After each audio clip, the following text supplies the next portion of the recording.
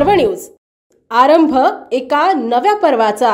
राष्ट्रवादी काँग्रेसचे आमदार रोहित पवार, शरद पवार गट यांच्या बारामती ॲग्रो कंपनीच्या बारामती, पुणे, मुंबईसह एकूण 6 कार्यालयांवर सक्तवसुली संचालनालयाने शुक्रवारी छापेमारी केली। या कारवाईनंतर रोहित पवार यांनी पुण्यामध्ये झालेल्या पत्रकार परिषदेमध्ये प्रतिक्रिया दिली आहे। रोहित पवारांनी शहीद होण्याचा प्रयत्न करू नये, व्यवसाय आहे त्या व्यवसायामध्ये ह्या गोष्टी होत असतात।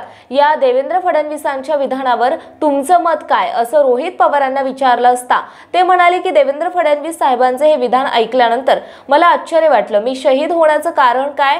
मी तसं काही चुकीचं बोललो नव्हतो। मी भारताच्या बाहेर होतो। मी चुकीचं केलं असतं तर मी आलोच नसतो।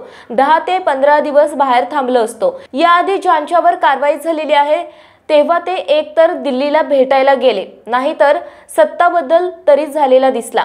लोकांना माहिती आहे कार्यवाही का केली। ते पुढे म्हणाले की अधिकाऱ्यांचे काही चुकत नाही, त्यांना ज्या ऑर्डर दिल्या जातात तसे ते करतात। आश्चर्य एका गोष्टीचं वाटतं की ज्या गोष्टी मला माहिती नाही त्या मीडियाच्या माध्यमातून बाहेर मला ऐकायला बघायला मिळतात। ही कागदपत्रे मीडियापर्यंत कोण पोहोचवतो, असा प्रश्नही रोहित पवार यांनी उपस्थित केला। आमदार सुनील कांबळे अजितदादा मित्रमंडळातील एकाला अजितदादांच्या मित्रमंडळासमोर मारतात तरी अजितदादा काही बोलत नाहीत। यावरून सगळं स्पष्ट दिसत आहे। ज्या शहरात गृह खात्याचे मंत्री आलेले असतात त्या शहरात दिवसाढवळ्या खून होतात। या राज्यात कायदा आणि सुव्यवस्था अतिशय वाईट स्तरावर गेलेली आहे।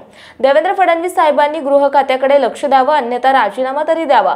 रोहित पवार पुढे म्हटले की माझा आक्षेप ईडीवर नाही, सर्व कागदपत्र आम्ही दिलेली आहेत। ज्या ज्या संस्था भारतात आहेत त्यांच्या कारवाया झालेल्या आहेत, त्यांना सगळ्या कागदांची पूर्तता आहे। ज्यांच्यावर ईडी कडून कारवाई झालेली आहे ते तुमच्या सत्तेत आले आहेत, त्या लोकांचं काय? माझी काही चुकलं असतं तर मी अजितदादांसोबत भाजपात असतो।